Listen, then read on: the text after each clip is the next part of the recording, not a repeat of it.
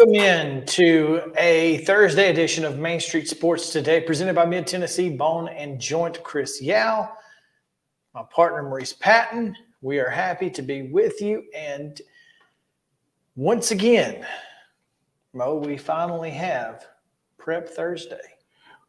We do. I don't know if we're ready for it or not, but we do.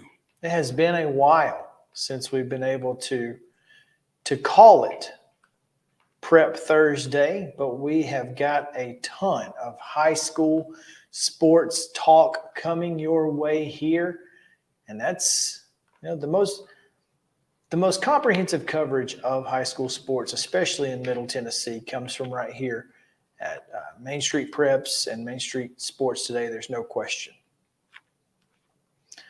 So, Pick'em coming up later in the show should be fun. We'll start that, and I'll try to get out of the cellar. Last year I was tied for last place. Were you tied? I was tied for last place. You're sure you were tied? I'm pretty sure, yeah. I think you were in last place by yourself. Oh, well, that's a good question. I know I was at the bottom, but my name was Yao, so. Yeah. No, I don't think you were tied. Oh, sorry. Yeah. This is not the place to get your picks today, by the way. Blaine Keller joins us later. You and he were tied for next to last, and then me at the bottom. And so the three of us will be on the show today. Blaine's going to join us at 3 o'clock, and he's going to talk about all the stuff that's going on in Sumner County. There's a ton of stuff going on in Sumner County. Yeah. We'll definitely want to get into that, but and get just some clarity on what's going on up there as far as not just with Beach, but if there are any issues with other stadiums as well in and around the area. So we'll talk to him at 3 o'clock. We've also got Chris K, the interim managing editor, current sports editor of the Columbia Daily Tribune. His name is not Chris K, but we are calling him Chris K until he gets on the show. Yeah. At which time, hopefully, he can tell us how his name is pronounced. I'm gonna guess Shashinsky. Okay.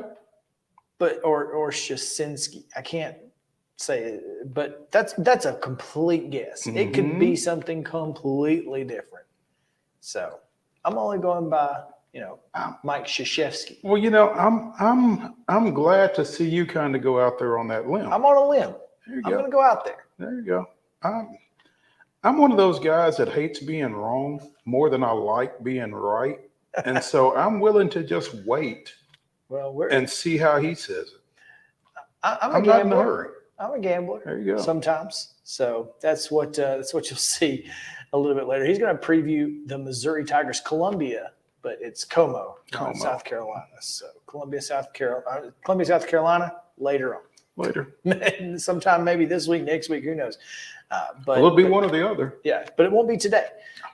So we got a lot to get to. Braves, of course, and so much more. So let's dive right in and get into yesterday's results and today's schedule on the rundown. This is the rundown. High school volleyball action from Wednesday? These aren't right. These are from Tuesday. They certainly are, which is interesting because I legitimately, like last night, I know what I did. Okay, I've got it right here. How about that? All right, then. Page defeats Blackman 3-0. Gallatin 3-0 winners over Merrill Hyde. Lawrence County 3-0 over Shelbyville. In girls soccer action, Hunters Lane and Greenbrier played to a 2-2 draw, and Rossview blanked Springfield 9-0. Okay. Major League Baseball action from Wednesday. That is right. Yes, yes. The Braves completed their sweep of the visiting New York Yankees with a 2-0 victory. Charlie Morton was good, Charlie, last night. Cincinnati 7, Cleveland 2. It was Houston 12, Miami 5. The Athletics with a 8-0 win at Busch Stadium over the Cardinals. The Cubs in the Windy City rivalry down the White Sox 4-3, and it was the Dodgers 7, the Brewers 1. In the Nashville Sounds defeated Charlotte 7. Thanks for a walk-off home run from Rowdy Tellez. Out of the leadoff spot? Out of the leadoff spot. That extra AB there you go. Proved to be the difference, a 3-run shot to win it. There you go. Hats off to Rick Sweet. Yeah, they were down 5-4, and he got over the right center fence. He can do that. For the homer. Football action tonight. High school football is back, and it counts tonight. Cane Ridge at Mount Juliet. That's a 7 o'clock kickoff. They're all 7 o'clock. But you can see that one on My TV 30. If you are so inclined to listen to a game of the week, the Main Street Media game of the week on mainstreetmediaradio.com. You can hear West Creek at Laverne and Shelbyville hosting Seagull. Should be fun. What else we got? Volleyball. Just started a couple minutes ago, apparently. Smyrna is at Riverdale. That was a 2 o'clock start. At 5 o'clock, Overton's at Antioch. Also, Culleoka goes to Hampshire. Gallatin is at Station Camp. At 5:30, Franklin Road Academy is at Columbia Academy. Middle Tennessee Christian goes to Grace Christian of Franklin. And Battleground Academy is at Providence Christian. At 6, Cascade hosts Murfreesboro Central. Fayetteville hosts Eagleville. Independence Academy goes to Harpeth. Siegel is at Harpeth Hall. Wilson Central is at Laverne. Lawrence County hosting Spring Hill. White County travels to Stewart's Creek, and Summertown taking on visiting Mount Pleasant. Also, Santa Fe is at Waverly at 6. At 6:30, Lincoln County is at Columbia Central, and Collinwood hosts Loretto at a time unstated. Girls soccer action at 4:30 this afternoon. Grace Franklin will be at Brentwood Academy. Columbia Academy hosting Zion Christian at 5. Also at 5 is Good Pasture at James Lawson and Loretto at home against Lawrence County. At 5:30, it's Baylor at Hendersonville. Fairview's at Martin Luther King. Mount Juliet Christian hosts STEM Academy, and Middle Tennessee Christian goes to St. Andrews Sewanee. 6 o'clock tonight, Ensworth is at Battleground Academy. Greenbrier hosts Hunters Lane. Lead Academy at home against John Overton. Hume Fogg goes to Nashville Christian, while Ezo Harding travels to Watertown. Whoa. Maybe. Either Ezo Harding or Friendship Christian will be at Watertown at 6 o'clock. Show up and see who goes up with who the Purple Tigers are taking on. There you go. Blackman is at Lincoln County at 6:30, and Gallatin goes to Centennial at 7. Also at 7 is Kirkwood. First time I've heard Kirkwood. This may be the inaugural match for Kirkwood girls soccer. Yeah. At Clarksville Northwest at 7 p.m. Fayetteville's at Giles County. Harpeth hosting Liberty Creek, Hickman County at home against Culleoka. Murfreesboro Central goes to Mount Juliet. Spring Hills at Page. Smyrna hosts Cookeville. Laverne goes to Stewart's Creek, and Siegel is at Summit. In Major League Baseball action tonight, 6:15 on Big Fox. It's the Mets at St. Louis against the Cardinals. At 9:10, Milwaukee concludes its series against the Dodgers. Wish they'd win one.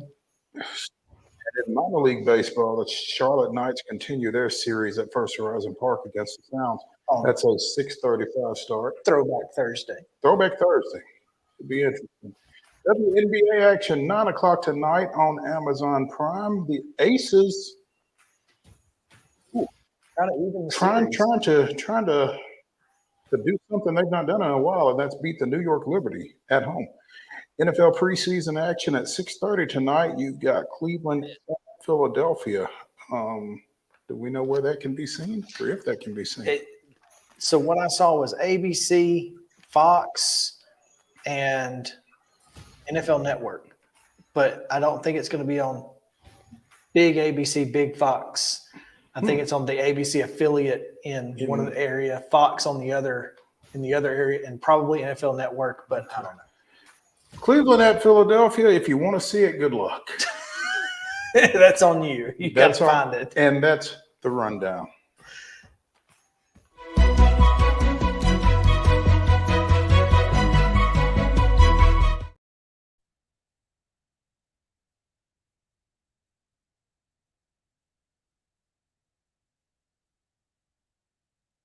Vegetable lunches each and every day. Fresh hand-cut meats in their deli, and fresh produce. So make sure to go see Piggly Wiggly and Neely's Meal in Columbia. Let's take a gander, Mo, at mainstreetpreps.com, where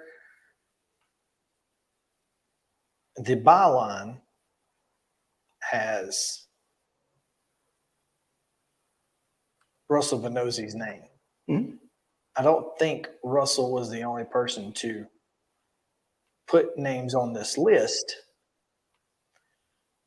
but it's the top 50 mid-state players to watch in 2023 listed alphabetically by school. Statistics are received by submission or listed on maxpreps.com. So, if you have an issue with the statistics listed in this, take it up with whomever submitted it or maxpreps.com. There you go. And there's at least one person who should be A little bothered. taking It up with someone. Yeah. With someone. So there we go. As we look at this list, Mo, some names that are pretty obvious. Names like George McIntyre from Brentwood Academy, Cruz Law from CPA, Elijah and Isaiah Groves from East Robertson. We've mentioned them a ton of times on this show. As I'm looking for Caleb Beasley, Lipscomb Academy senior. Yes, senior. Obviously, he's been a highly recruited athlete. And so plenty of big names on this list. And there are a lot of guys who we absolutely should be watching as the high school football season gets started tonight. Yeah. There's conspicuous in their absence, perhaps. There's a few names that aren't on this list that absolutely should be. But Now I will preface that by saying that maybe we're biased. I've put together enough lists in all area, all mid-state, all state teams that when you start talking about someone who should be on a list or on a team, invariably the argument that I give when I get that argument is who you want me to take off. And that's fine. But that said, yeah, there are some guys that have a have a valid "where am I" reaction to this list. Yeah, I'd agree.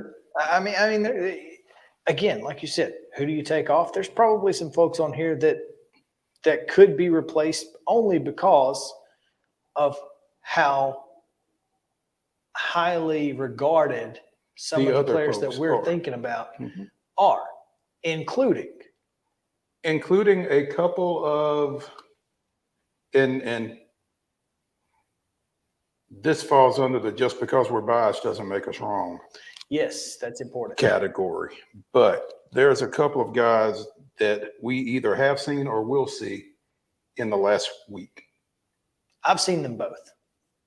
You have seen Three. them I've both. seen all three of them in the last in maybe less even than 7 4. days. Yes. Two guys who have offers from the University of Tennessee who are not on this list.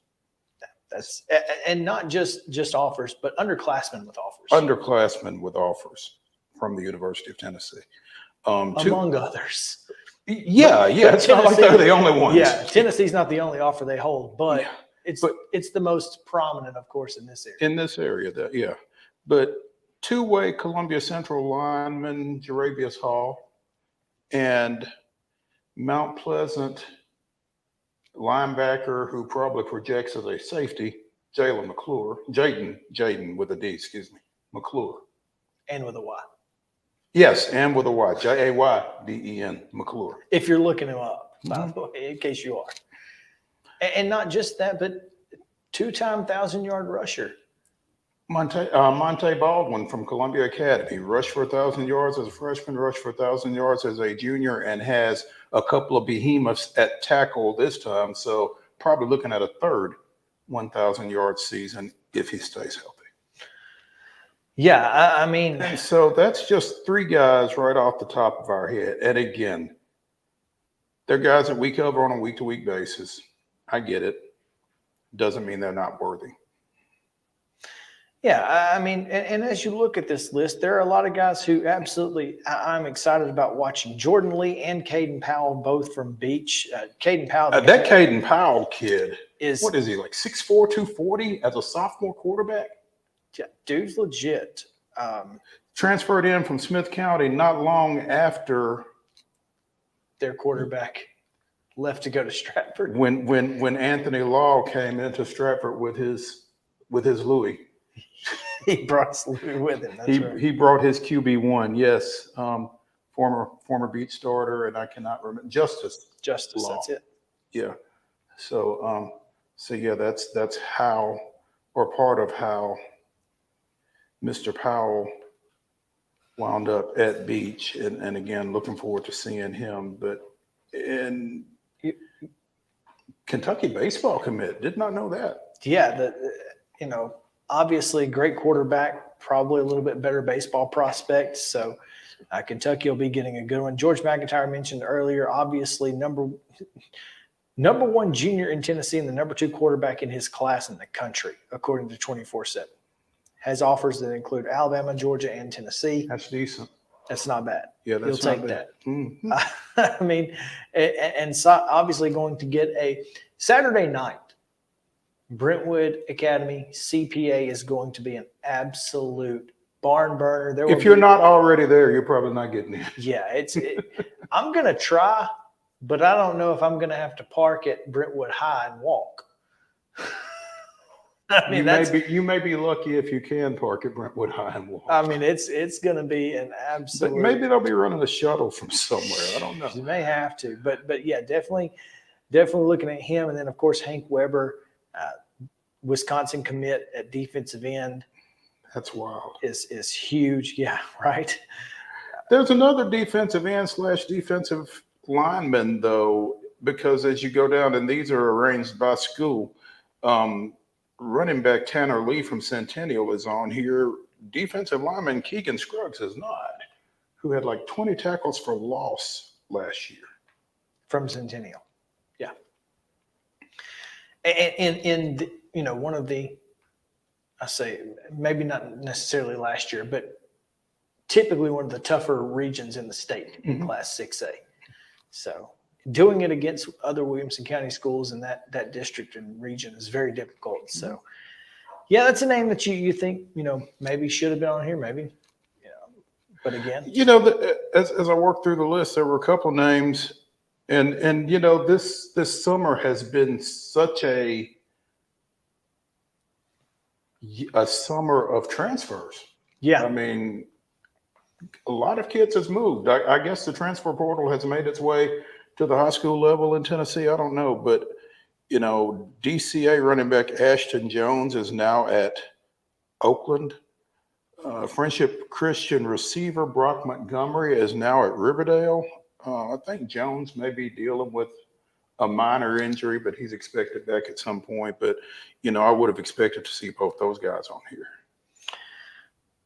And you wonder how much that plays a part in it. The fact that they are injured right now. Yeah, I mean, Dwayne Morris, who transferred from Red Bank, holds an offer from Vanderbilt, A&M, Ole Miss, Kentucky, Louisville, Colorado, among others, is on the list at Oakland. So obviously that backfield's loaded, and they lost one to Brentwood Academy. So, I mean, it just goes to show, and then we talked with Page coach Charles Rathbone earlier. I guess it was a couple of weeks ago, maybe 2 or 3 weeks ago. Yeah, right. Well, it was right after Ronan O'Connell committed to Clemson, and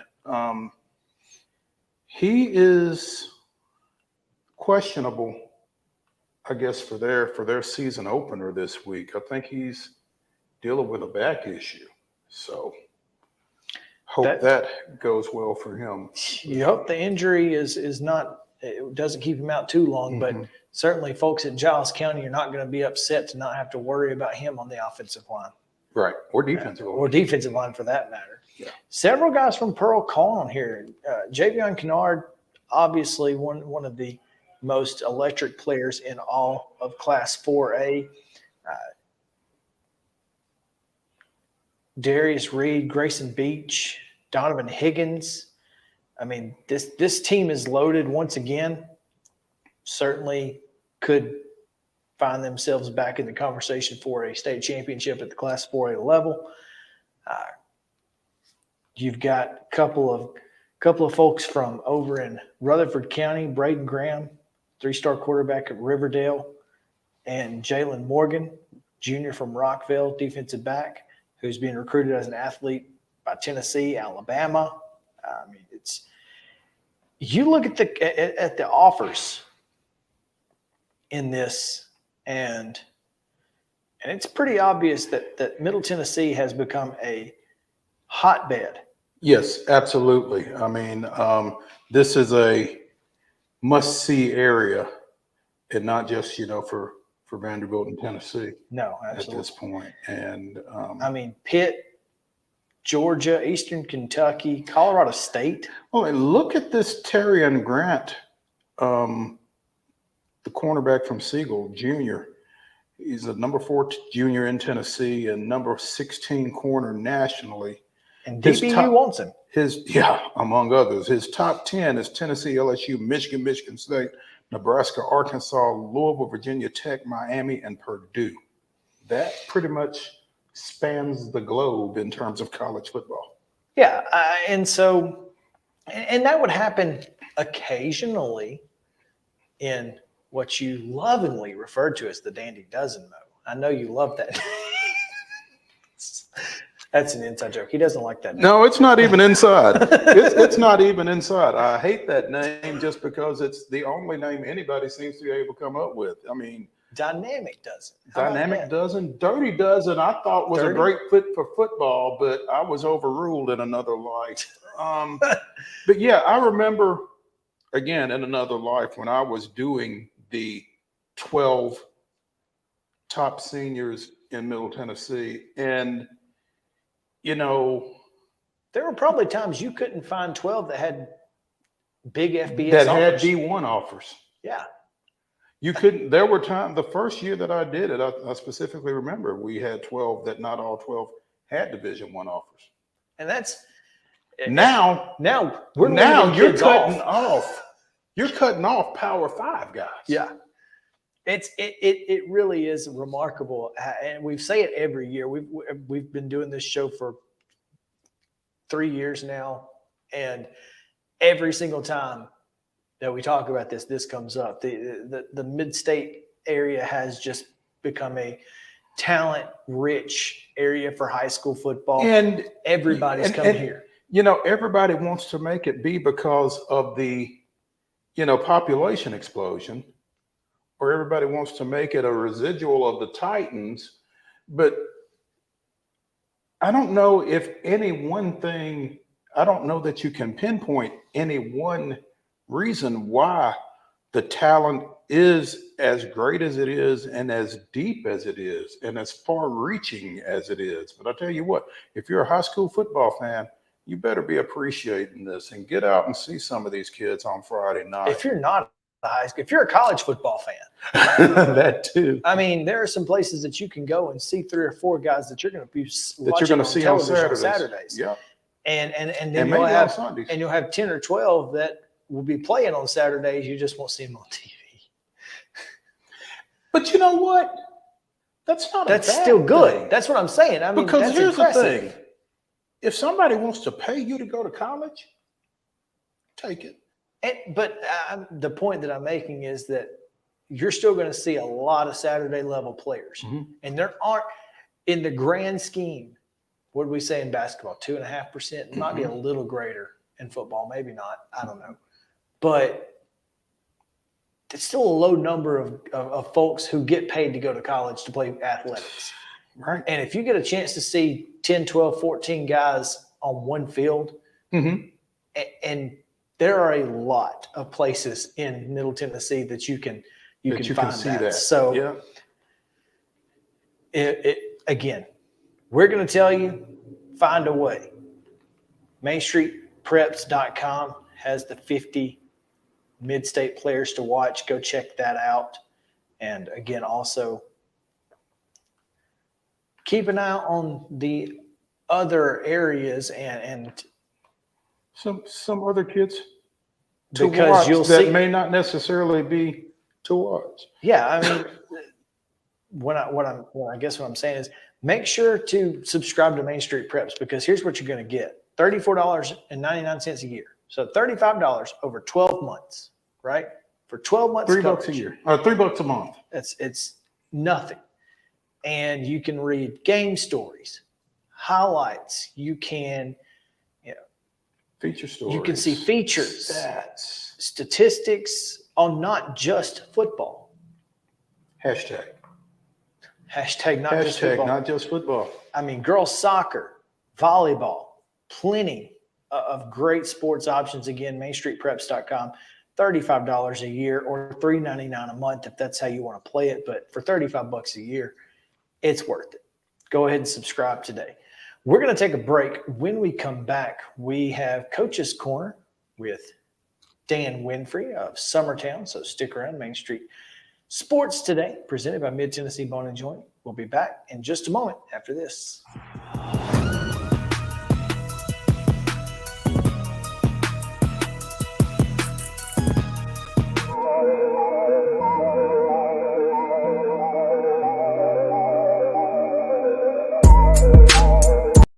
Mid-Tennessee Bone and Joint treats your orthopedic injuries and existing conditions. Our trained physicians will get you back in the game faster. Contact us at 931-381-2663 or www.mtbj.net.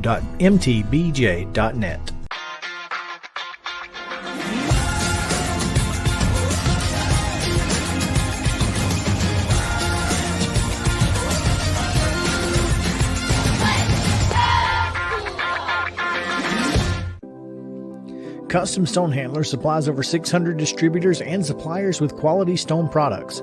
Along with River Stone, we produce and distribute over 100 building, landscape, and other bulk products. Our goal is to provide quality products, service, and partnerships to ensure our customers' success. We firmly believe that the measure of any person or company is how they treat other people and customers. Give them a call at 931-490-4990 or visit CustomStonehandlers.com. With Lee Company technology, the best handymen are hands-off.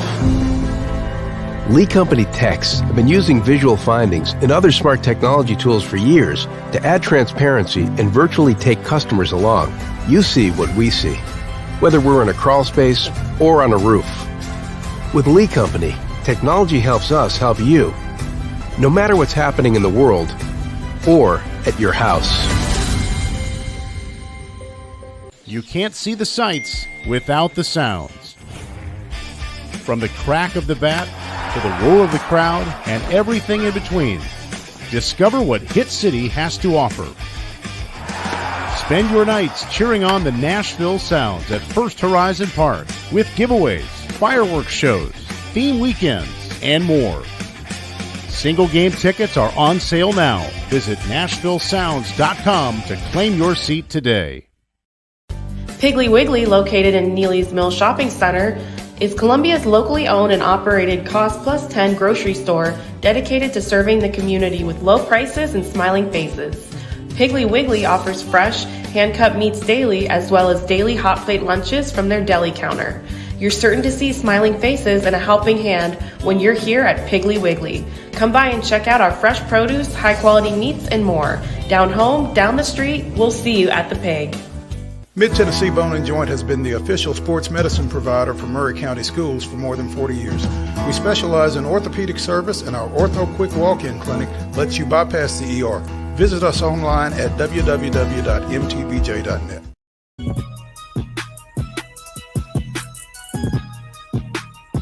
Presented by Mid-Tennessee Bone and Joint, Chris Yao and Mo Patton here with you on this Prep Thursday. We got a lot of preps today. We'll take you from preps to pros, but probably very shortly. We've got a lot of high school to get into, mainly because tonight is the beginning of high school football season. So it's going to be a lot of fun, of course, talking about our picks later on in the show.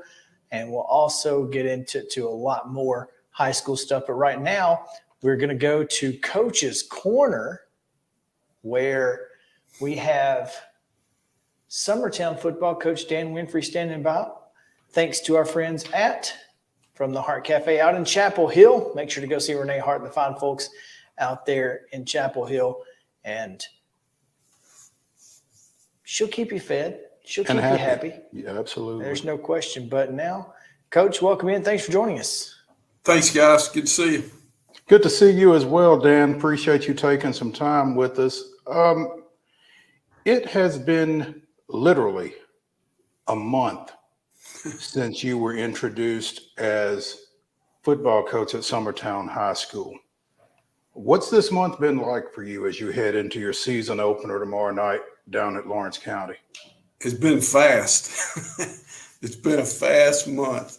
A lot of stuff that, getting hit with that, man, it just seems like it's coming, but it's been a good month. And our kids have really responded well to me being here. Like you said, I was introduced on a Friday night. We started practicing pads on Monday. And, man, it's been go. I think I counted yesterday was like our 13th practice. We had a couple of scrimmages in there, but it's been a fast month. Relative to other situations that you've been in, 24 hours out from your season opener, what's your level of comfort, I guess, with, the work that you guys have been able to get done in this short period of time and your preparation for your season opener? I don't know if I'd been here for a year, I don't know if you're ever, at 100% comfort level, because one of the things I think in opening games is you go through all the stuff that you want to have in to, be prepared to play. But then, as I told the guys early in the week, what typically happens about midweek is you start evaluating, what are we good at? What are we not so good at? What do we need to throw out? And I know a lot of coaches over the years, Ron Crawford and I've had this conversation a lot. And there was a lot of Wednesdays where Ron's defensive script would literally be about half of what he started the week with. And Bruce Arians is another guy. I know he used to start with a big board, with all the plays and whatnot. But so, there is some of that where you're cutting back as you get into the week. But we have been challenged to get, all the things covered. We hope we've covered all the situations. We got one more walk through, and then it's time to kick off. I spoke to you, I think maybe a week after you had taken the position, and you said you were still learning names. Do you know everybody's name yet? We've been doing roll call for a few days, mainly for me to learn names, and I'm getting dadgum close. I got 2 kids that aren't brothers, but they look very similar. One of them's a few inches taller, and that's about the way I tell them apart, but I'm getting close to learning them. When they take the numbers off, you're in trouble, huh? Well, it's a challenge. It's a challenge, but we're getting there. That's great. Dan WINFREE, new coach down at SUMMERTOWN, joining us here on Coach's Corner, presented by From the Heart Cafe over in Chapel Hill. Dan, how do you feel like you're being accepted by a group of kids who have had, you're their 3rd coach in less than a year, you're their 4th coach in 2 years, you're their, for these seniors, they've had 4 different coaches. Yeah. I mean, how are things going between you and this team? I guess maybe on a buy-in level, that kind of thing. Well, I feel like it's been good. We had a little interview last night and had a couple of seniors on, and they commented, I think they supported what my thoughts were, that they feel like that it's gone well. And be honest with you, you never know until you get into a lot of the battles that are going to come during the season. But so far, so good. I mean, they've been very coachable. We have thrown a lot of stuff at them. We've tried to be, we've tried not to overwhelm them, but at the same time, get all the stuff in that we need. And when one of the things that I kind of use as a guide is when we put things in and now we're correcting mistakes, how are they responding to that? And I think our guys have responded well. We've corrected a lot of those mistakes, and they're asking questions and they want to learn. Personally for me, I think it's gone well. And I guess, like you said, or like I said, you'll know in a few weeks when we, get into a few more battles. But so far, so good. Dan, there's a lot of folks, and there's no secret that you spent 3 years as head coach at Lawrence County High School, and so long time ago. it was a lifetime ago, I'm sure it feels like. But a trip back to Hendrickstad Stadium is going to be a little nostalgic for you, I'm sure. What's that going to be like? I have been at a lot of places and have gone back a few times to other schools that I had coached at. And, it's just the next game and you're focused on the minute. We've really talked to our kids this week about, being in the minute. Don't worry about yesterday. Don't worry about tomorrow. Let's be right now in the moment. So I'm going to be in the moment as best I can. I'm sure I have coached a game on the other sideline. When I was at Lincoln County, I know we went back for some JV games and maybe even a varsity game, but I've been a few places where I had coached before, and it's a little bit different getting on the other sideline. But the key thing, I think, is just being the moment. And that's one of the unique things about this rivalry. Obviously, Summertown didn't have a high school football team when you were at Lawrence County, so and this is a young program. How do you instill into these kids that football pride for Summertown? Obviously, they have plenty of pride in athletics. They've been great at a lot of things for a long time. But how do you make sure that they have football pride? Well, you're exactly right. Summertown's been good at just about everything that you can think of. Basketball, boys and girls, baseball, softball, golf's big now. I mean, volleyball, anything you name, they've been good at. And so my comment was, why not football? And they have had some moments here. 2 years ago, they were a playoff team that won a playoff game. So they've had their moments, and and we just need some consistency and kind of keep this thing together. Mo mentioned the number of coaches that they've been through, and that's unfortunate for the kids. I've experienced some of that in my past, my high school experience. You know, we had, I can remember baseball. We had a different coach about every year. And so, you know, it's unfortunate, but we're just trying to provide a little stability and build on what Summertown's done in the past. Dan WINFREE, the new coach at Summertown, joining us here on Coach's Corner. Dan, personnel-wise, what are you seeing? What are you liking? Who are you liking? Well, I think our skilled people are probably the strength of our team. We've got a lot of young kids, and the thing that I noticed pretty soon when I started looking at the roster and trying to learn the roster and look at some past scrimmages and see is, you know, we've only got 6 seniors. And we've got about that many juniors, but we've got several freshmen and sophomores. And so a lot of those guys are going to have to step up and play. And in our offensive line, for example, we will start at least 2 sophomores, maybe 3. So, you know, we're going to be young up there, but those guys are working. They're getting better. But skill positions is probably where we got the most experience, running back, receiver, and quarterback. Even Jaden Stoll started the last half of the year last year. So those are kind of our leaders right now, and we're relying on them to make some plays for us. Up front, you know, we saw Lawrence County last week in their final scrimmage, jamboree, I don't know what you're calling it, against Mount Pleasant. And up front may not be where you want to be young against those guys. Well, it's going to be a challenge, no doubt about it. But you know, we've got some good kids there, and they've worked hard, and they've assured me that they're going to compete. And so, you know, it's one of those deals. You got to grow up sometime, and why not now? Let's be in the moment, and you know, let's go give it our best shot.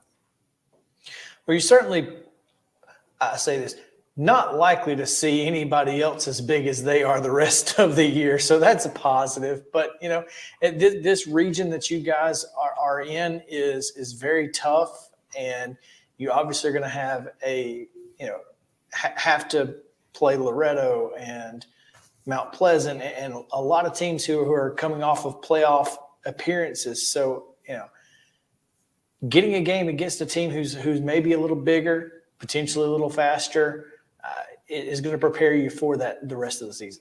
Well, I hope so. I mean, that's the idea. And be honest with you, I hadn't even looked too far down the schedule. I'm pretty sure that Wayne County is on there for next week. But after that, you know, it literally it's been kind of a day at a time, a week at a time, one game at a time. And Lawrence County is a big challenge for us. There's no question. Got a lot of stars back, a lot of kids back, and we're looking at it like we got nothing to lose. You know, we're the little 2A school going to see the big brother down the road that's 5A. And, you know, we're just going to let it rip and see where we stand. It'll be a good kind of a measuring device to see where we are. And so, you know, we'll take it from there, and then we'll regroup. No matter what happens Friday night, we'll regroup and get ready to go back next week with Wayne County. Well, we're certainly looking forward to this one. We'll have full coverage on MainStreetMurray.com and MainStreetPreps.com on Friday night. So make sure to keep your bookmarks open for us. And Coach, we certainly appreciate you taking some time with us today as you guys get ready for that trip down Buffalo Road, right? Isn't that the name of it? Buffalo Road Trophy? There's some sort of trophy. I think there's some sort of trophy, but yeah. So good luck. And yeah, he's like trophy. Look, I just got their names. let's worry about that later. But yeah, so it's gonna be a lot of fun. It'll be an experience for you, Coach. There's no question. No doubt. We're looking forward to it. You know, I've been contacted. I got a lot of former players from the area, and like I said, it's going to be a big challenge. But heck, let's go give it a shot and see what happens. There you Let's go. do it. Thanks again, Coach, for taking time. We appreciate it, and good luck tomorrow night. Thanks, guys. All right, we are going to take a quick break. When we come back, we've got Braves chatter. So stick around here on Main Street Sports Today, presented by Mid-Tennessee Bone and Joint. We'll be back after this.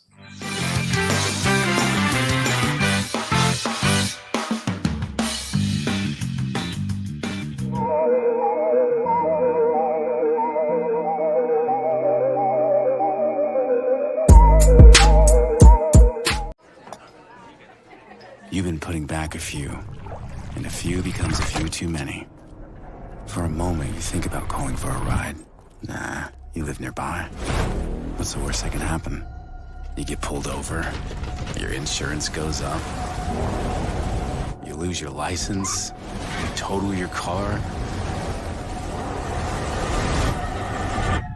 you kill someone. Let your child play like the pros this fall season and join Titans Flag Football in their NFL Flag Football League. Titans Flag Football is no contact, easy to learn, convenient with teams meeting once per week for practices and games on Sundays. And we cannot forget it's ridiculously fun. Teams are co-ed with ages from pre-K through 8th grade in select locations across Middle Tennessee. Visit TitansFlagFootball.com and sign up before registration closes on September 4th. Let's play together and win together this fall season with Titans Flag Football. Y'all, I'm serious right now. They have a dragon here. I saw it. But no, they don't. There's no such thing as dragons. I swear, I saw it. It had huge claws. Get out of here. It had eyes as big as the moon. Come on, I'll show you. Wait up.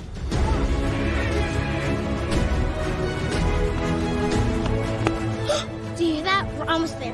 Whoa! I told you so. That is a dragon.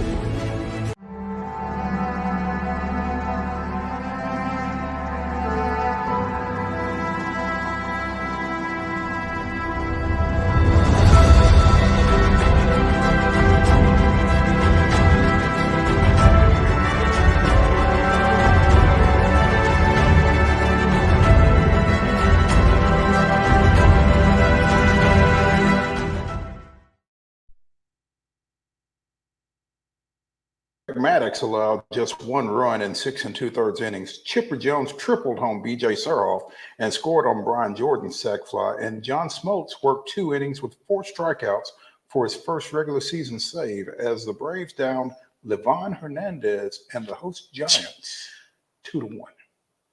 Jeez. That was this day in Braves history. So, first off, do you remember Levon Hernandez with the Giants? Because I don't. No, would have not. I was like, I'm sorry, what? Yeah, I mean, I wanted to put him with the Marlins, but no. Giants. Speaking of Chipper Jones, mm-hmm. Have you seen this tweet from Michael Casper? Mm-mm. In August this year, through August 16th, the Braves are batting .304 with a .928 OPS. For his career, Chipper Jones was a .303 hitter with a .930 OPS. Therefore, you can approximate the current Braves offense as imagining a team that had 9 different Chipper Joneses batting. There you go. It's insanity. Well, that explains a lot, though. That explains it. I mean, if you could put 9 Chipper Joneses on the field, then you're going to win 65% of your games. A lot. And so I thought it was a great kind of, it does kind of show you exactly what this Braves team has been able to do. I mean, that's a great perspective, I think. Again, it is. That's and trying to, if you're trying to rationalize it, if you're not a Braves fan, then maybe that helps you, as they are now 78 and 42 for a 60-50 winning percentage, and have been absolutely on a tear, winning 8 of their last 10 after splitting with the Pirates. That's so wild. Well, the Pirates got off to that great start at the beginning of the year. That's true. And they've been without O'Neal Cruz for a significant part of the season, and I'm sure that's had an adverse effect on them. Brian Hayes has also been in and out of the lineup for them, but that's a team to watch, I think, going forward, particularly in that NL Central that's up for grabs. Cincinnati has kind of calmed down a little bit as Ellie De La Cruz has kind of come back to earth a little bit. Which, you know, you got to expect a little bit of water finding its level. And he's a rookie. I think he is, from a talent standpoint and from a production standpoint, probably somewhere between where he was and where he is. Oh, yeah. Which is going to be pretty good. Yeah, I mean, I expect him to be as good as Michael Harris II. And right now, Michael Harris II, again, you take out that first 2 months of this season, and he's been an absolute. Well, and he was injured and then coming back. Then he got hurt. But when he came back from the injury, dude he's been fantastic. So, I mean, this is. And he doesn't seem to have missed a beat since they moved him to the number 2 spot with Ozzie down either. So. No, and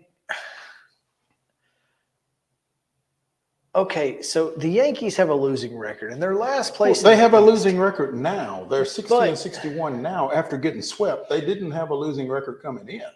I get that, and so, you know, a lot of folks saying, well, this ain't your regular Yankees. It's the NL or the AL East, man.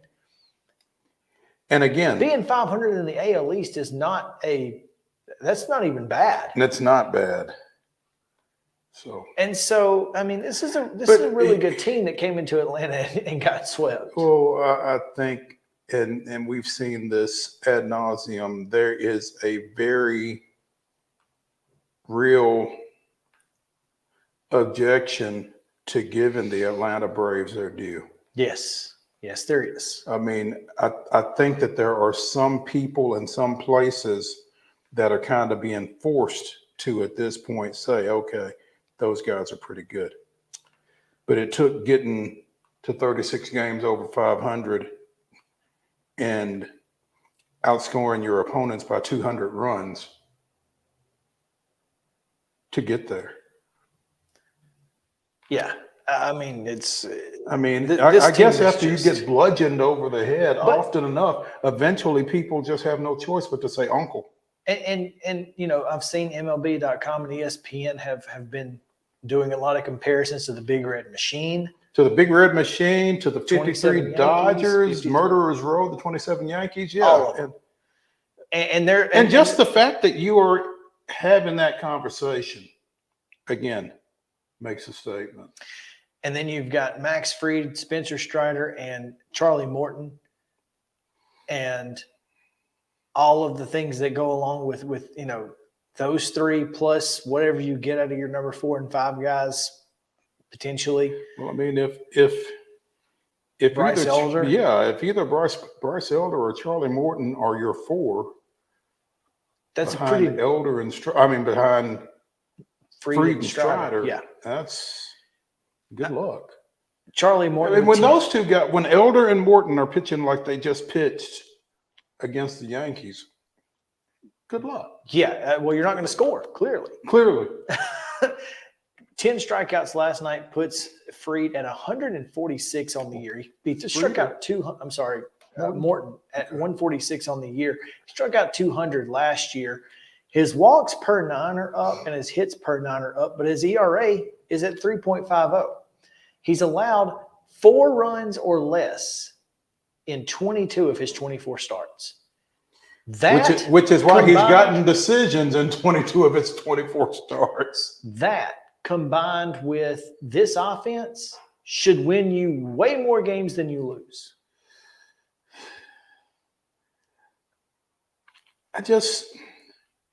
And we had this conversation week and a half ago. Is he inconsistent? Clearly not.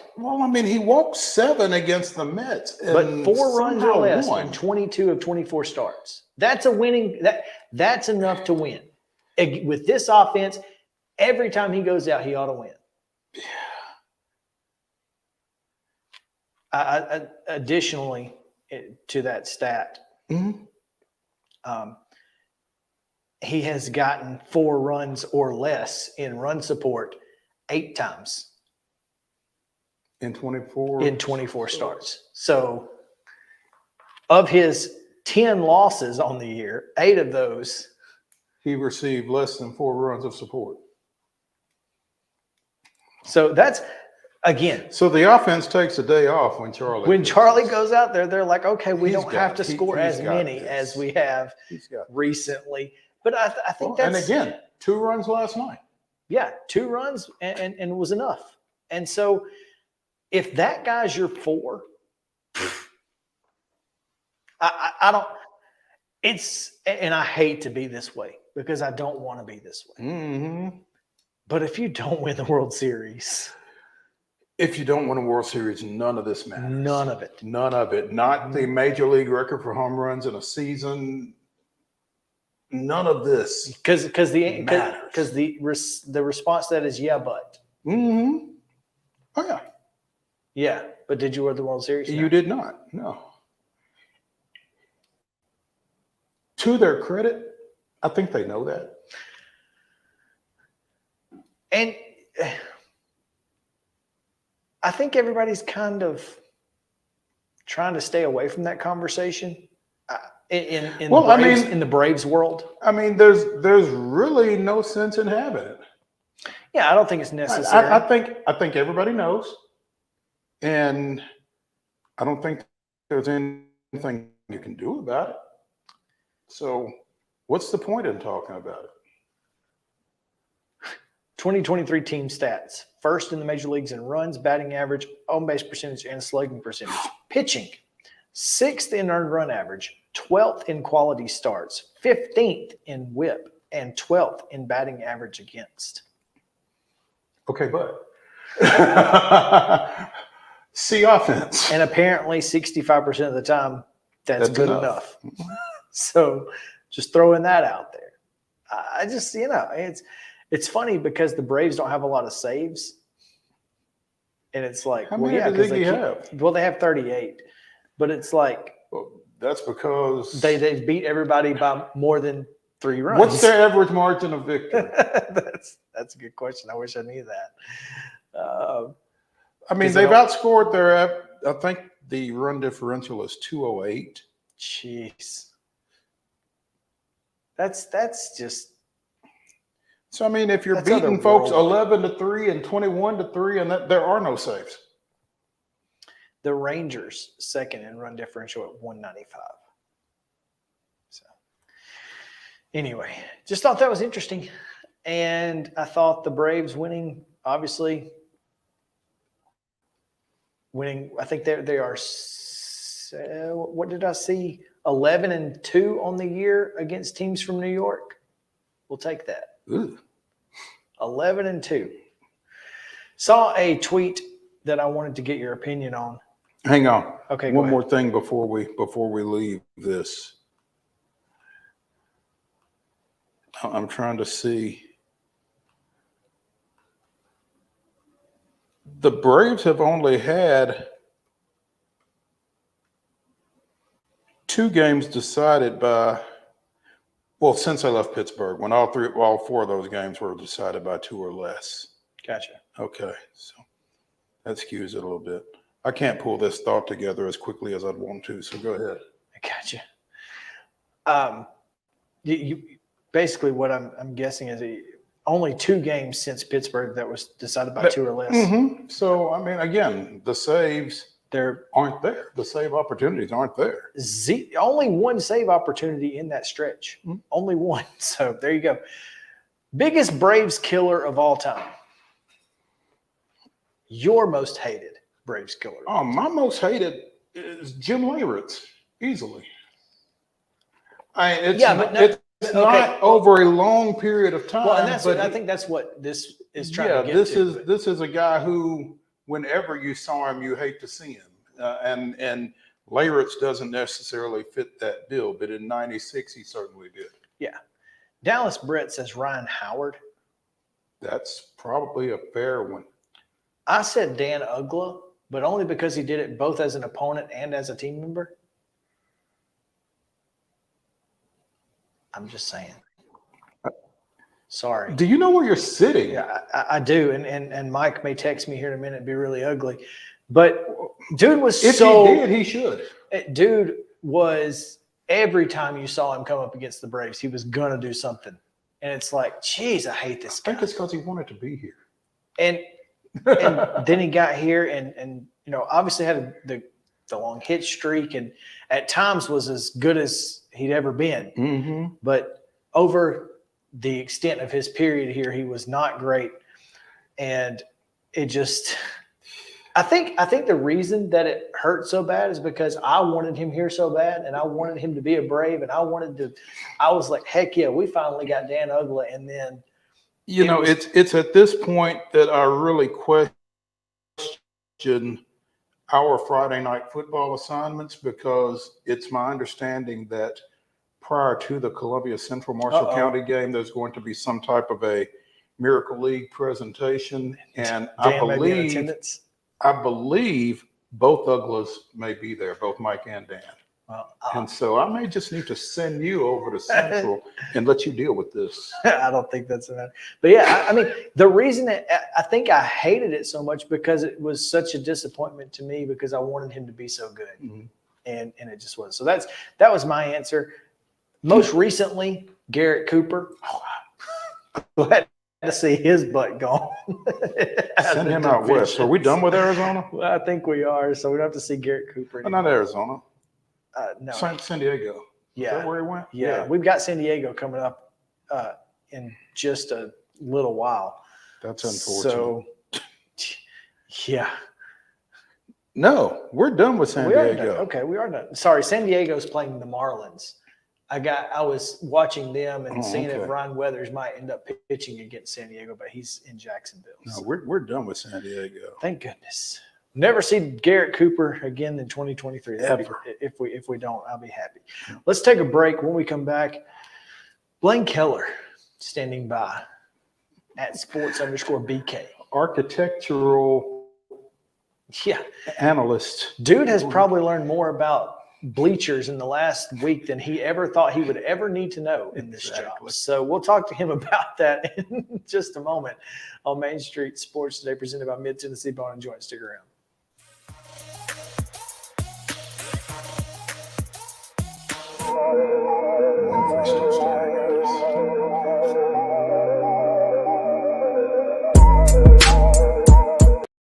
Mid-Tennessee Bone and Joint treats your orthopedic injuries and existing conditions. Our trained physicians will get you back in the game faster. Contact us at 931-381-2663 or www.mtbj.net. With Lee Company technology, the best handymen are hands-off. Lee Company techs have been using visual findings and other smart technology tools for years to add transparency and virtually take customers along. You see what we see, whether we're in a crawl space or on a roof. With Lee Company, technology helps us help you, no matter what's happening in the world or at your house. Jones & Lang Sporting Goods here in Columbia has been outfitting teams, officials, and anybody else from T-ball to college for 50 plus years. Be sure and check them out at 931-388-8060 or online at jonesandlang.com. Jones & Lang Sporting Goods, the look of a winner. Zion Christian Academy, zioneagles.org or 931-388-5731. You can schedule your appointment. Go tour their campus. It is beautiful over there, and you're definitely going to want to see it. Again, it's zioneagles.org. Give them a call, 931-388-5731, and schedule your tour today. Did you know that up to 80% of us will experience back or neck pain during our lifetime? Many of you are offered surgery or addictive pain pills to relieve your chronic pain. At the Dr. Gill's Center for Back, Neck, Chronic Pain Relief, we have been leading the way to better health, naturally, and have helped tens of thousands of people right here in Middle Tennessee for the past 30 years. I came to Dr. Gill about 10 years ago after my local doctors recommended surgery. I knew about Dr. Gill and wanted to see if he could help me. 10 years later, I am pain-free, no surgery, and no pain pills. damage. Surgery is scary, and over 40% of all back surgeries fail, creating a cycle of surgery and pills. There is a safer solution to your chronic pain. Make the call to the Dr. Gill Center for Back Neck Chronic Pain Relief today and get your life back. This office visit is normally $299, but call today and receive your initial consultation, report of finding for just $49. But hurry, this offer won't last long. Call 615-768-8743. That's 615-768-8743. You can't see the sights without the sounds. From the crack of the bat to the roar of the crowd and everything in between, discover what Hit City has to offer. Spend your nights cheering on the Nashville Sounds at First Horizon Park with giveaways, fireworks shows, theme weekends, and more. Single game tickets are on sale now. Visit NashvilleSounds.com to claim your seat today. Mid-Tennessee Bone and Joint has been the official sports medicine provider for Murray County Schools for more than 40 years. We specialize in orthopedic service, and our Ortho Quick Walk-In Clinic lets you bypass the ER. Visit us online at www.mtbj.net.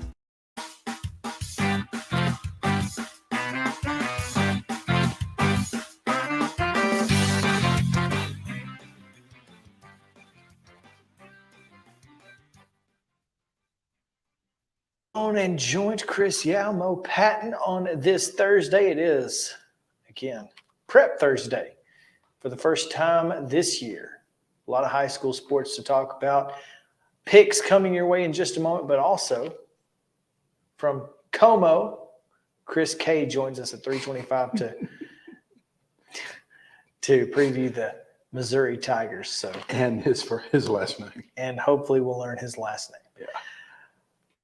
But right now, we're going to go to Sumner County, where Blaine Keller's got a little bleacher report. It's good. Blaine, what's up, man? That's good. How long did you think about that before? I don't think he thought very long about it at Right all. off the- Actually, I think that was off the cuff and Right off the dome, solid, huh? solid. Well done. Well played, sir. Yeah, You get lucky sometimes. that was good. With that said, Blaine, what's the latest on bleachers in Sumner County? Well, there's believe it or not, there's something coming out soon that has been embargoed later today, so I'm unavailable to share it immediately. But there is another update coming within the Timing next is hour. everything. There's another Gotcha. update coming within the next hour, Embargoed. conveniently after I get off of the call here with you guys. So just be on the lookout on Twitter. super and convenient for Yeah, yeah. that always works. That's the story of our lives, Dude, to be honest. You have no idea. If our If show you was only at, knew. if our show ended at 11 o'clock, news broke at 2. If our show started at 2, news broke at 4. If our Right. show started at 4, news broke at 6. It just every single time. It never fails. Yeah. So what we can tell you all is check out at sports _BK that's it. around 4:15 probably, right? A little Should it be sooner than that, actually. available by then? I mean, Sooner than that. could be sooner than that. We're talking like right after I get off the air here. It's So 3:30. it's in motion. Well, maybe we should. I just didn't keep say it- that. Maybe we should have brought Chris K on at 3. and Yeah, Blaine we at should have just 3:25. flip-flopped Yeah, it. just So we flip didn't it. Rearranged know. it, yeah. Yeah, we didn't know. But tell us what you do know. What can you tell and what us? you can tell Yeah, us. what I can tell you is that it's been a crazy last 36 hours, 72 hours for these Sumner County football programs, and it started Monday night when Beach's visitor bleachers collapsed. At the time, Director of Schools Scott Langford said it was probably because of heavy wind and rain in the area from the past week. But it sparked an engineer's search of not only Beach's home stadium, but all of the stadiums within Sumner County, at least the public schools, that is. We've heard reports and rumors from just about every school not named Liberty Creek. But what we know is that Beach and Station Camp will play Friday at White House.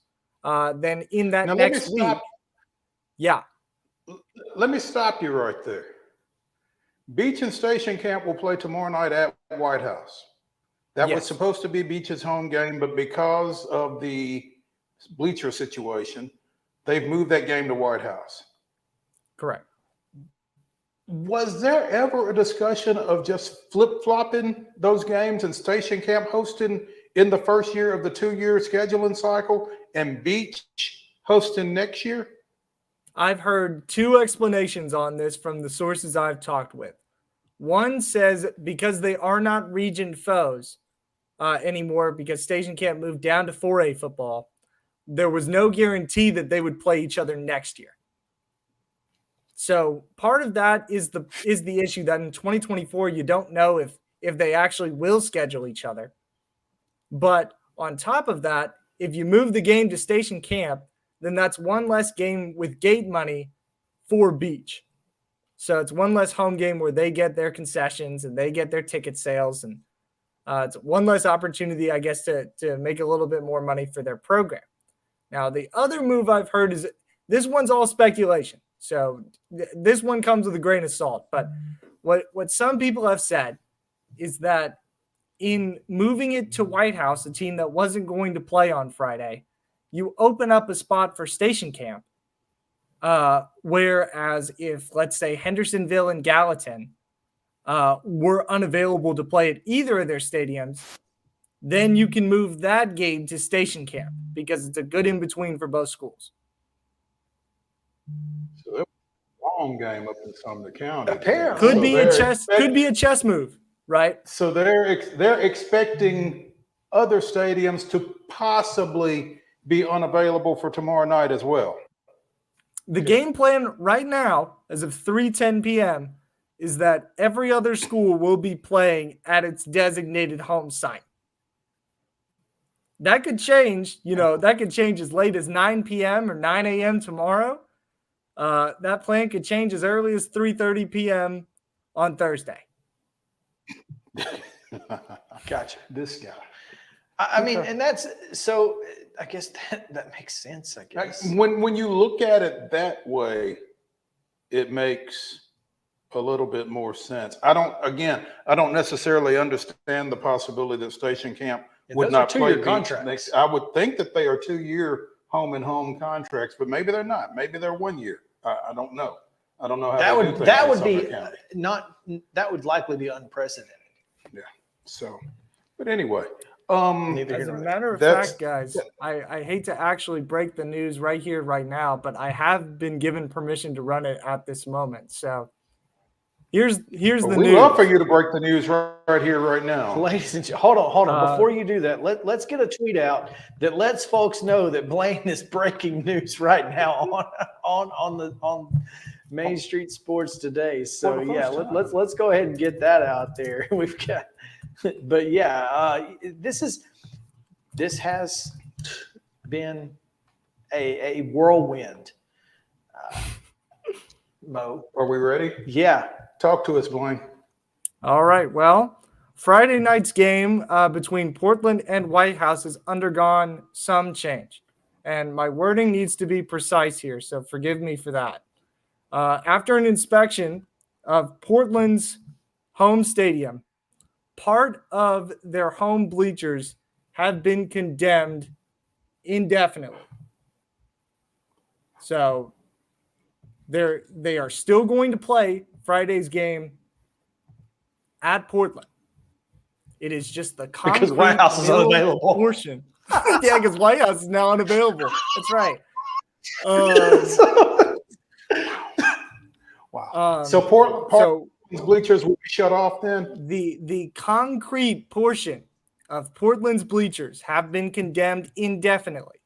That's not to say that they wouldn't be available for the rest of the season, but the wording from Athletic Director Brandon Smart is that indefinitely the bleachers are not available. So they certainly that won't changes. Be available tomorrow night. Right. That changes the seating arrangement. So home fans at Portland are encouraged to now sit on the visitors' side bleachers at Portland. And if you've never been that far north and don't understand kind of the layout of Portland's home bleachers, they do have two steel sides.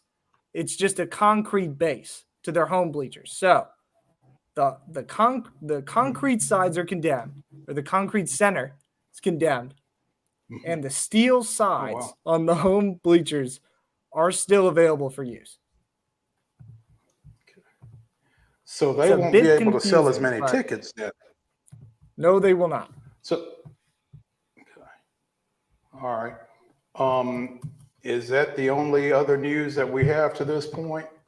As of 3:14, and I again, as of 3:30, so far that's the newest information that I have received, and that was just minutes before I came on the air, guys. I mean, I got a call probably 10 minutes before I got on here and started clicking and clacking away. Gotcha. So White House is unavailable, so they have to play at Portland. So they got to play at Portland, yeah. Portland and White House are now playing at Station Camp, while Station Camp and Beach are playing at White House. So it'll pose an interesting situation to see the rest of their home schedule. Because if they're able to play tomorrow, and if it's just out of necessity, then maybe the rest of Portland's season is on the road, which only makes things tougher for a team that lost a lot from last year, including their head coach. But other home games include Davidson Academy, Springfield, Henry County, and Hunters Lane. And if you want a chance against DA, Springfield, and Henry County, not saying that there's not a huge one, but you need to be at home for that. So, Blaine, I'm going to throw this out at you because Hunters Lane may also not be available when they play Portland because they have not installed their artificial turf to this point and have already moved some of their games on the road as well. So that could be that's a storyline to watch for later in the season as well. Now, to be clear, that is the last game of the season. So it would be I think a lot would have to happen for both of those teams to have an unavailable home site. If everything goes okay and there aren't any issues, you would maybe expect Portland to be able to play. Is this kind of a trial run? This could be a trial run, guys. I mean, really, it could be let's see how it goes tomorrow night and then assess it the rest of the season. I mean, Beach is taking that similar tactic of let's wait one more week till we make a decision on the rest of the year. Yeah, and on top of that, but you got to think Springfield's going to bring a crowd. So that one may not be as easy to adjust. You might have to take that one on the road, but and maybe that's what they do is just play it by ear, week by week. Blaine Keller joining us here of the Portland Sun, Hendersonville Standard, and Gallatin News. Any other? Is that it? That's all of them, right? That's the three for now. Right? Sumner County has so many papers. I don't know, but he's got you covered in all of Sumner County, and this is a not only is it a crazy week because of all of this going on, but it's a big week for Week 1 football. You got a lot going on in it, just that there are a lot of games being played against Sumner County schools playing one another. Mm-hmm. Yeah, some really good rivalry games. I mean, you hate the fact that this is kind of putting a damper on that because Hendersonville and Gallatin is going to be a great game, especially for those two programs trying to turn things around. White House and Portland is always a crazy game. And as an outsider looking in, Station Camp and Beach kind of feels like a rivalry in of itself because, like you guys said, it is two Sumner County teams. So it's really, I mean, and not to mention, I mean, we're forgetting about Liberty Creek and East Robertson, which will be a fun one, I think. And then Pope Prep going up against East Nashville. So there's a lot of interesting games, a lot of big-time games in this first week. And unfortunately, the stadium situation is kind of taking over all of it. Blaine, just let us tell you, if you decide to start a podcast or change your podcast name, Blaine Keller's Bleacher Report is available. Do a fall-long season, Blaine Keller's Bleacher Report. Yeah, I don't even need residuals or anything. I'm just going to give that one to you. Just going to give that one to you. It's a gift to you. That is so good. It's really good. Well, and I'll tell you, this is going to be an interesting first week. We're looking forward to it. Blaine, we're going to let you go and get this story up, and we'll continue our conversation about anything else. But we appreciate you giving us the news, breaking the news, and making sure that everybody is able to see it here on Main Street Sports Today and on MainStreetPreps.com. Story forthcoming, I'm sure. Yeah, guys, thank you so much for having me on. Glad to take a couple of minutes this afternoon. Yeah. Thanks, Blaine. All right, we're going to let him get back to Breaking working. news. Yeah, he's got a job. We don't want to keep him from that. Blaine Keller, Bleacher Report. And Mo, so now it makes even less sense to move this game from Beach to White House instead of to Station. Move that game to Station Camp. Move Portland White House to White House. Let's play ball. It doesn't make this seems so easy, and yet the situation hasn't been made far more difficult than it maybe than it needed to be. Well, we run into that a lot. Sure. You're not wrong. So what seems simple ain't. I don't know. I would be, and speaking of, I'm curious if Hunter's Lane is the only metro school that is being impacted by this turf. Because you remember 2 years ago, was it that Fairview couldn't get their end zones in time? They had to move their first game to Page. Mm-hmm. And this if you remember, was it last year that Summit went right to the wire? Yes, Summit was very close. And Brian Coleman was very livid. Yeah, he wasn't happy about because he wasn't looking forward to a potential trip to Paris. Oh, yeah, back to Henry County. That's right. So, gotta be a little more careful. Well, I think the timing of the installs in Metro and I just think the timing of the installations was really odd. Yeah, they got the money a little later than they probably wanted to. And not just the timing, but the number of schools that were involved. I mean, there are only so many turf companies. Mm-hmm. So you can only do so many at a time. And my assumption is they use the same company for I would think that. So, who knows that they got a bulk deal with somebody in Metro, yeah. So I don't know. But anyway, yeah.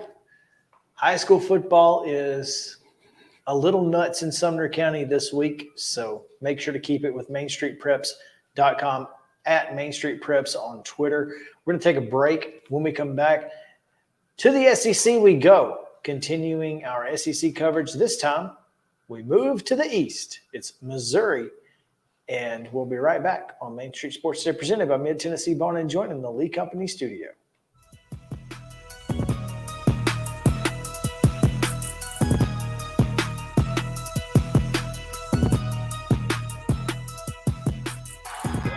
Mid-Tennessee Bone & Joint treats your orthopedic injuries and existing conditions. Our trained physicians will get you back in the game faster. Contact us at 931-381-2663 or www.mtbj.net.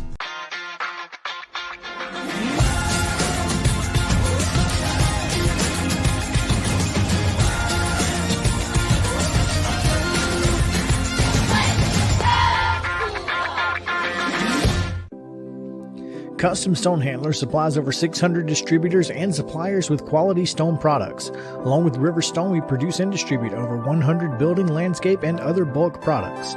Our goal is to provide quality products, service, and partnerships to ensure our customers' success. We firmly believe that the measure of any person or company is how they treat other people and customers. Give them a call at 931-490-4990 or visit CustomStonehandlers.com. With Lee Company technology, the best handymen are hands-off. Lee Company techs have been using visual findings and other smart technology tools for years to add transparency and virtually take customers along. You see what we see. whether we're in a crawl space or on a roof. With Lee Company, technology helps us help you, no matter what's happening in the world or at your house. You can't see the sights without the sounds. From the crack of the bat to the roar of the crowd and everything in between, discover what Hit City has to offer. Spend your nights cheering on the Nashville Sounds at First Horizon Park with giveaways, fireworks shows, theme weekends, and more. Single game tickets are on sale now. Visit NashvilleSounds.com to claim your seat today. Piggly Wiggly, located in Neely's Mill Shopping Center, is Columbia's locally owned and operated Cost Plus 10 grocery store dedicated to serving the community with low prices and smiling faces. Piggly Wiggly offers fresh, hand-cut meats daily as well as daily hot plate lunches from their deli counter.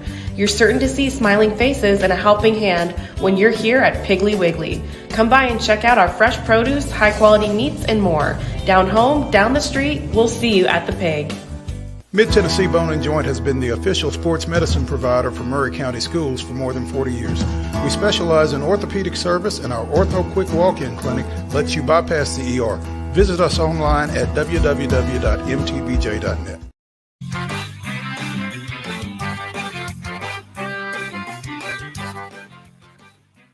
Welcome back in Main Street Sports Today, presented by Mid-Tennessee Bone & Joint. Chris Yao, Mo Patton here with you, and it is Thursday. It is Prep Thursday, but we take a slight detour to the Southeastern Conference as we continue our SEC football previews. We've completed our run through the West. We start now in the East. Well, we've completed our run through the SEC West because we're still in the western part of the SEC. That's true. That's true. I mean, geographically speaking, you get what you get. Yep. Don't pitch a fit. There you go. As Missouri is first on the list from the SEC East, and we have joining us from the Columbia Daily Tribune. Are you still the interim managing editor and sports editor, Chris? Not anymore. More so just a sports editor, Midwest-ish kind of thing. It's a little. It needs to be updated on the website. I think we can. I hear you. Okay, I was like, boy, this guy is starting with SEC play. He's got all kinds of titles right now. Maybe we need to come. Does he have time to talk to us? Right. Okay, so two questions for you, Chris, as we view you on the screen. One, is that a WNBA hoodie? Absolutely, it is, sir. Awesome. Okay. Big fans of the WNBA here. Okay. So I guess you'll be watching the Liberty and the Aces tonight? Absolutely. Oh, absolutely. That's can't miss basketball. Okay. It really is. All right. Second question. I have not had the intestinal fortitude to take on your last name. Chris Yao has taken a shot at it. So tell us if I'm wrong. How do you pronounce your name? It is KWIECINSKI. KWIECINSKI. You were not even close. Not even well. But what did you try? At least What was the attempt? I was going with the Coach K type thing. So Shisinski. I was going Coach K. Oh, and hoping. I wish it was that cool. I really wish. It's like there's no S or H in here. I don't know what you're talking about, sir. All right. Did you get it that time, though? Give it to me one more time. I'm sorry. Seriously. KWIECINSKI. So the KW is like a Q. Yeah. There you go. Okay, cool. All right. Now we know. Chris KWIECINSKI of the Columbia Daily Tribune joining us here on Main Street Sports today. At OchoK_. OchoK. What's up with that? What's that Twitter handle? That's an old nickname that my family gave me way back when I used to play Saturday morning basketball in the summer with my cousins and my uncles, and I can't remember when exactly. It was like 2008, 2009. That was when Chad Johnson went from Chad Johnson to Chad Ochocinco, and I did something weird on the basketball court that day. I can't remember how it stuck with, but we were talking about it, and then we led into the basketball court, and someone called me Ocho, and then it's just stuck from there. Love it. That's awesome. Chris, we want to talk to you about Missouri football heading into the 2023 season. but I don't think we can talk about Missouri football without talking about the recruiting development this week of defensive lineman Williams Nwaneri. Speaking of names, committing to the Tigers. I mean, that seems to be a game changer up there. Absolutely. It was one of those that kind of went down to the wire. We didn't really know exactly what was going to happen. We were kind of guessing. You heard a little bit, hey, it's Mizzou. Others were saying, hey, it's Oklahoma. But I think the cool part was at the end when he committed. He was wearing an old school Missouri hat. It wasn't like a Missouri Athletics hat. It was an old school MU University of Missouri hat. He did it live on ESPN. That was a last minute thing too. And he's a little humble guy, but I mean, the play speaks for itself. He's a guy that I think is college ready. He could play right now if he wanted to. He's big enough. And that defense that Mizzou has now just gets that much better. And I think that's just important, especially with such a big year coming up for Mizzou football. And when you've got a kid staying at home like that kind of makes a statement as well. Oh yeah. 2 years ago it was Luther Burden, and this year it's Williams Nwaneri. And there's something that's going on, and the recruiting style that Eli Drinkwitz has, and it's one of those where you just got to watch and see where it goes because it's going somewhere. Getting into this season, Chris, obviously it's a quarterback-driven game at every level at this point. Missouri seems to be looking in the direction of going youthful with perhaps Jake Garcia. Is that what you're seeing, hearing? And if so, what does this coaching staff feel they're going to get out of the quarterback position this year? Yeah, it's really interesting because Jake Garcia came in here. It added an extra level of competition to the room. And there's Sam Horn, the 4-star, who was a freshman last year, and then Brady Cook, who started all last year with a labrum injury. And I think it's coming more down to Brady Cook and Sam Horn instead of Jake Garcia. I think they're seeing the development between Sam Horn and from his freshman year to his sophomore year to Brady Cook, who's got that leadership piece that and that experience too is starting with this offense. And it's a little different. It's a little bit more up in the air this year than it was last year because Kirby Moore is a first-year offensive coordinator. There's so much that the team is learning, trying to implement here and there, just small little things. But I think it's coming down between Cook and Horn, and I wouldn't surprise me to see it other way. And it also wouldn't surprise me to see this competition go into week 2 with Middle Tennessee State and still starting with South Dakota. There's a lot that could happen.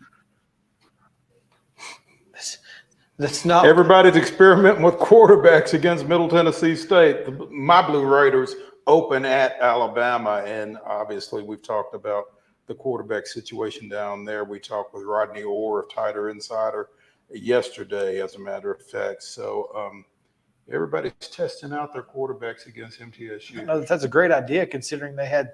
Well, I don't know if it's a great idea for Missouri in particular. Yeah, Missouri's already seen Middle Tennessee State come to Como. Yeah, so I was really a little surprised to see that game again, to be honest. But, I mean, away from quarterback, Chris, what are your thoughts about this offense with Drinkwitz? Yeah, so it comes down to some really interesting points. And the last year we saw the offense get handed off a little bit more to Bush Hamden, who was the quarterback's coach at the time. Near the end of the year, he started calling some more plays. He started doing a little bit here and there, kind of experimenting with some stuff. And now we have Kirby Moore. The program went out and got an offensive coordinator, and that was a big piece of. We were wondering, is Drinkwitz ever going to give up play calling? And he did. He got a budding mind from Fresno State, a guy that helped mentor Jake Hayner into a 4th-round pick in the NFL draft. But it was also another piece to Drinkwitz's development, saying, "Hey, I'm willing to take the the CEO approach to being a head coach. I want to be a recruiter first, and then a CEO second, or depending on the time of the year, that might change a little bit. But now that's his main responsibility. He's also taking some special teams responsibilities too, and I think it's important to note that he's still developing. He's still finding ways to say, I'm willing to give up play calling if it means we win more games. And I think that's what was going to come down to this year. And the offense has the pieces. It has the pieces to be successful. And at this point, it just comes down to, hey, what can you do to be successful? And it all just comes down to how is Kirby Moore's offense going to translate to the SEC?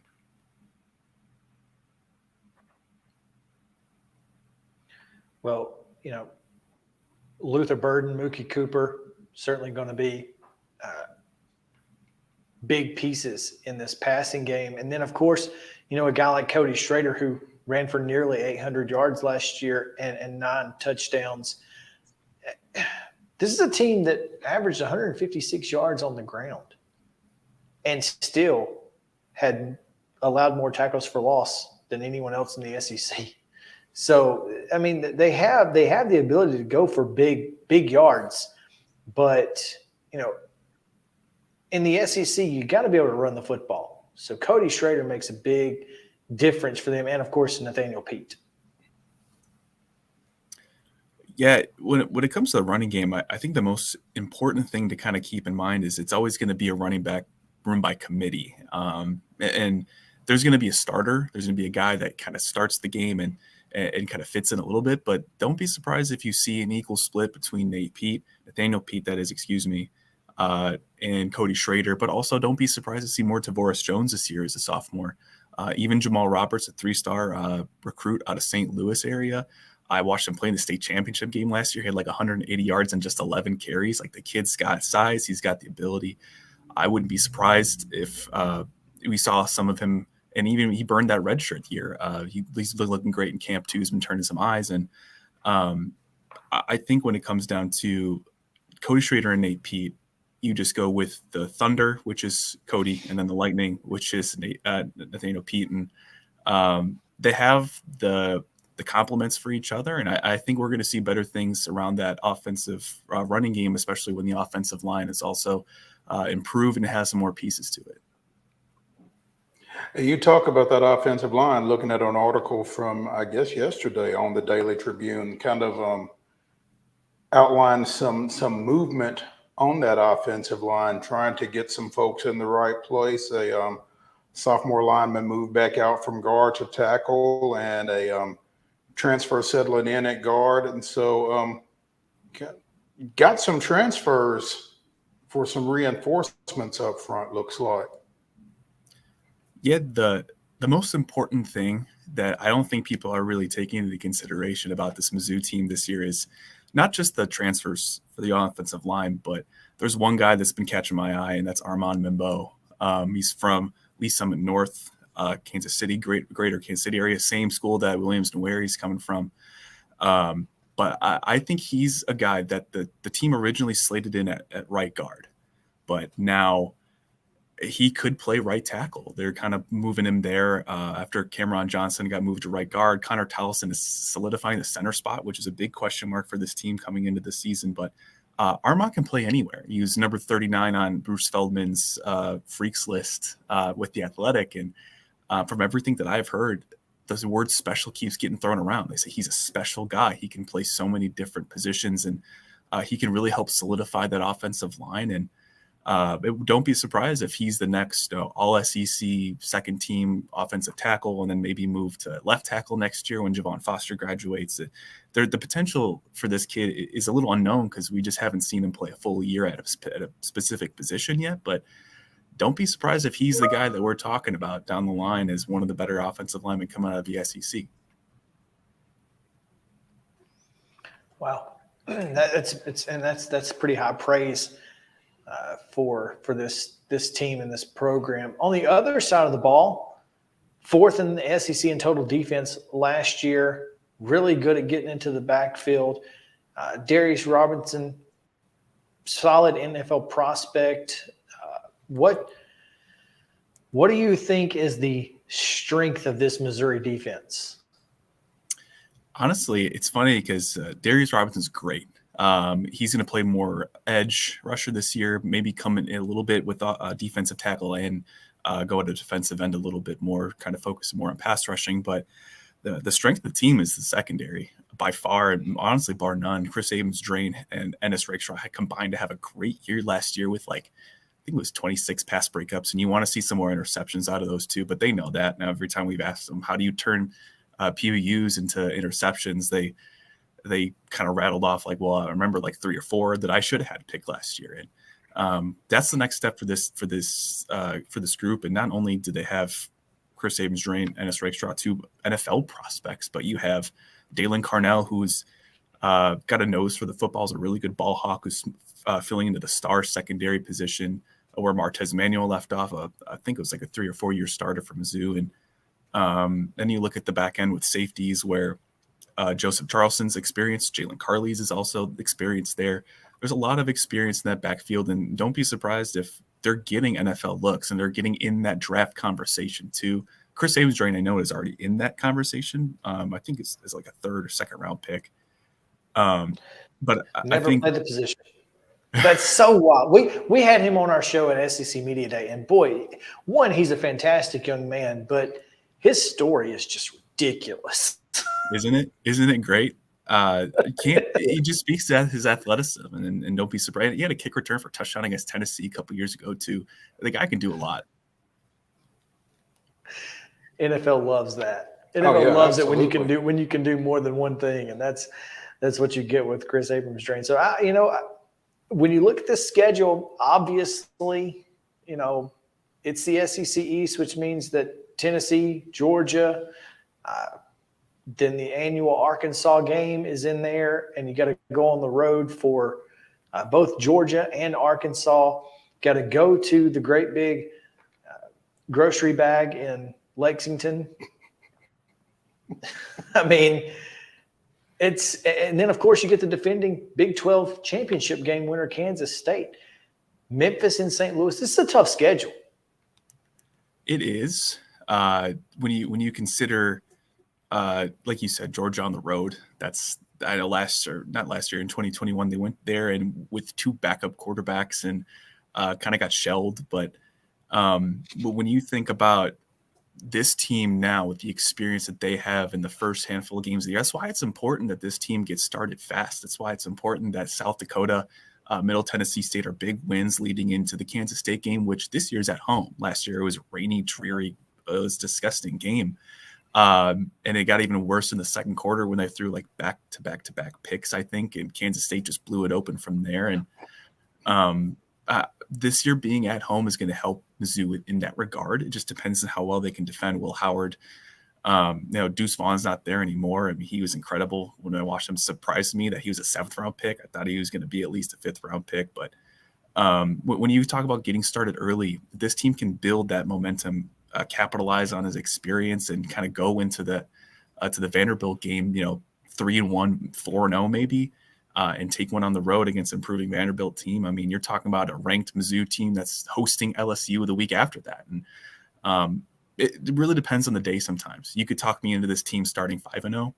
You could also talk me into this team starting 3-2 and just kind of having a few struggles here and there. But it's a tough schedule, and that's why it's a little bit hard to kind of figure out where this team's going to go, and especially when there's no starting quarterback named yet. I'm going to try it. Go ahead. Chris KWIECINSKI. Close? KWIECINSKI.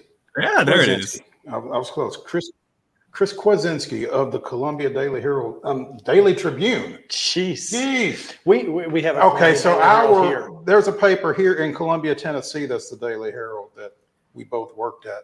But so anyway. You're not wrong. I did work for the Daily Herald at one point, and that's in Chicago, but that's another lifetime. I understand other lifetimes. Chris, I'm intrigued by this between Kansas State and Vanderbilt, the trip that the Tigers are taking to St. Louis to take on more Tigers as you're meeting Memphis, I guess, halfway. This is an interesting ball game, I think. A chance for you guys to get down on the other end of the state and kind of show off a little bit, but also, again, playing a Memphis team that I don't know how much Mizzou recruits in that area, but it's probably an area that's recruitable for them. Just strikes me as an interesting matchup. It does. And we know that that the AA season is something that you can really take for granted. They got some really good teams and some really good football that's come out of there recently. And Aiden Glover is a quarterback, a 3-star quarterback in the Memphis area that's committed to Mizzou in the class of 24. So they're starting to peek into that area. It wouldn't surprise me if this was an excuse to say, hey, you know, we beat your team, come play for us in the SEC in that area. But it's going to be a little bit tougher because it's going to be a little bit brighter lights, especially in St. Louis. It's the first time they played in St. Louis for Mizzou, that is, since I think the 2010 or 2011 season when they played Illinois. But there's a real cool chance for a lot of players like Luther Burden, St. Louis natives, to come on and just put on a show for their city. And I know this team's excited about it. And it's even cooler because it's Memphis and it's not, you know, a South Dakota. It's not a different team and maybe an FCS or something like that. It's a team that's made waves recently. It's sent a lot of players to the NFL, and they're aware of the matchup, but they're also aware of the opportunity of playing in St. Louis too. And wouldn't be surprised to see a lot of juice in that game, especially on both sides. I know Mizzou's trying to buy out that game or had talks about buying it out because it was supposed to be at Memphis. But they kind of settled on the idea of just, well, let's meet halfway and just go to St. Louis. And I don't know if Memphis is over that. I think they might be still a little peeved about it, but you know, they were able to keep the game in this time played in St. Louis. So there's gonna be a lot of juice in that game. I'm looking forward to it. Memphis is always peeved about something, trust us. That's so true. Oh, they feel that. Oh man, yeah. Real or imagined? Yeah, it is what it is.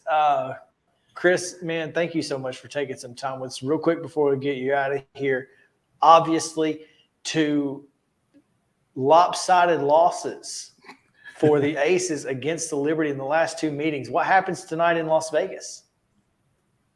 The Aces rebound. I think last couple games that we've seen, it's been shot selection with the Aces. It's been taking shots that they're comfortable with, and some players like Kelsey Plum maybe not trying to feed the right players. And they've got so many pieces, and it hurts a little bit more with Candace Parker being out for the while with her foot issue. And but you got the best player in the league, maybe one of the best players of all time, in Asia Wilson. You know, feed the beast until they stop the beast. And but once you do that, it'll open up stuff for Kelsey Plum. Chelsea Gray is still the best point guard in the league. It hurts me saying that because Courtney Vandersloot's my favorite player of all time from the WNBA. But I think the Aces get on the rebound. I think they'll find a way. It's tough because the Liberty's so talented, so good. They have so many great players. But this is just a preview for the WNBA finals anyway. We're going to see these teams play like a best-of-5 series, and it's going to go down as like the best in the history of the league. But I'm looking forward to it, but I think the Aces rebound. Certainly hope so. We're Aces fans, yeah. Obviously being here in Tennessee. It's a fun team to root for, isn't it? Yeah. Well, and they have some local ties. So anytime that we can root for our local kids, we're going to do that. But Chris, man, thanks so much. We learned a lot about Missouri today, and we look forward to seeing week 2, MTSU in Como. Should be fun. We'll be talking about it later this year. There's no question. Yeah, we may be getting back with you in a couple weeks. We may have to have you on back again. I'm all ears anytime, boys. It's a pleasure of mine. Thanks for having me on the show. Appreciate you. We're going to take a quick break. When we come back, more high school football. Pick 'em. We got 11 games. 11. 10 and a bonus. So stick around. Main Street Sports Today, presented by Mid-Tennessee Bone & Joint. We'll return after this.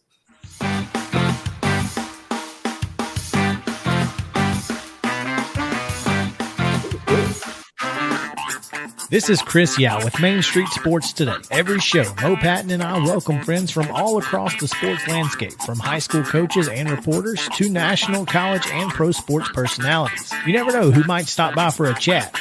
She's on Thinking Out Loud, presented by Regions, and Out of Pocket with Alyssa Lang. It is, in fact, Alyssa Lang. I'm a little nervous. I'm going to lower the bar for guests now. Oh, no. Like, apologies in advance. It sounds like SEC Commissioner Greg Sankey. You got that radio voice. I do. It's a good sound. Thanks for radio too. As do we. And then here's the other thing. You guys, you're spot on with the name. Everybody wants to be on Main Street. everybody wants to be on Main Street. So And we reach every main street in Middle Tennessee, Coach. yeah, that's it. So Perfect. when you are on Main Street and you are moving, You gotta love it. like you're moving, I was impressed. I'm glad someone.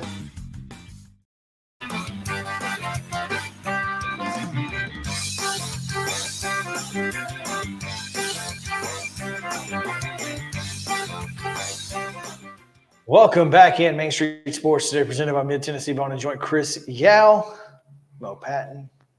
A pretty fun day. It's been jam-packed. It has been. It's been a lot going on. It really has. Yeah, man. I mean, Dan WINFREE was great talking about Summertown and the month that he's been their head coach. and that is wild, isn't it? It really is. That it's been just that period of time. So anyway, we've got to get to some picks, Mo. And Well, as you pointed out, going into the Blaine segment, do we really got to get to some picks? it's yeah. Well, I'll tell you, it is. This is the first week is always one of the tougher weeks. first cut is the deepest.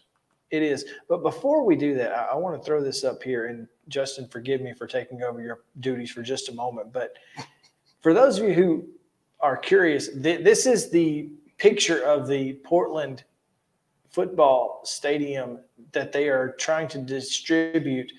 The red X on the bottom middle of the screen. It's where you can't sit. You can't sit there. You can't sit here. Thus the red X. Seats taken. Can't sit here. Portland fans, they ask you to go to the opposite side where you see the full bleachers and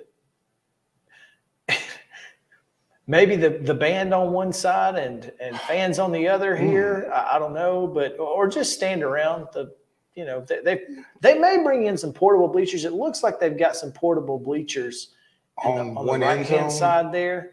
Yes, so perhaps they'll bring in some portables. But anyway, just wanted to throw that out. Take your lawn chairs. Take your lawn chairs, exactly. All right, high school football pickup. Here we go. Game number 1, the Main Street Preps game of the week. Mm-hmm. IMG Academy coming in to Lipscomb Academy. That is tomorrow night at 7 p.m.